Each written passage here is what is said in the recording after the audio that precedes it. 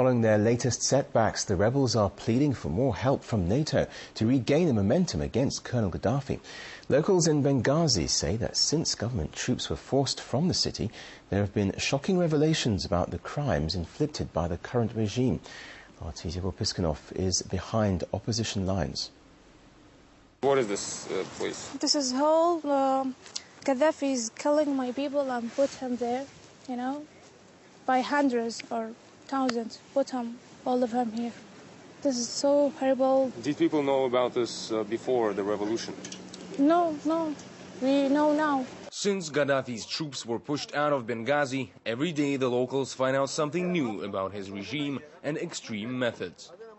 This used to be the premises of the secret police, and Gaddafi himself even stayed here during his visits to Benghazi. Now, we've been told that ordinary people were able to enter this territory for the first time only after the revolution, and when they did, many began hearing these cries for help, and they couldn't figure out where they were coming from at first until they found these holes in the ground and saw sticks coming out of them and realized that these sounds were coming from the openings, which turned out to be ventilation holes for this huge secret underground prison which nobody even knew about.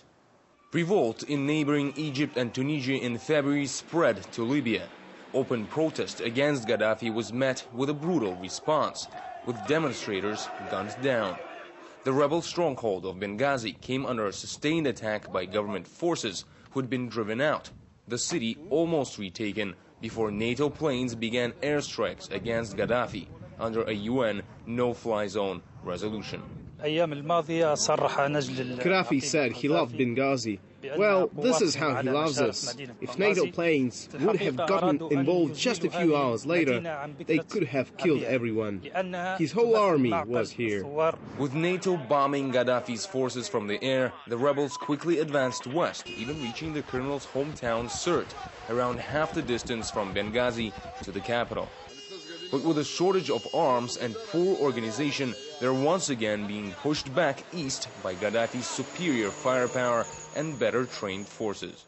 If the U.S. air cover were withdrawn, Gaddafi would then reassert control over the country. If, however, that rebel army manages to get into the western areas, they will carry out a tribal vendetta. Many of the rebels are teenagers armed only with AK-47s.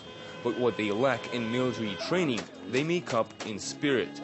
While news of the rebel retreat at the front was greeted with alarm, they're still hopeful of more Western support. But here in Benghazi, there's no compromise on their demand for Gaddafi to go, saying they will fight to the end. Igor Piskunov, RT, reporting from Benghazi, Libya.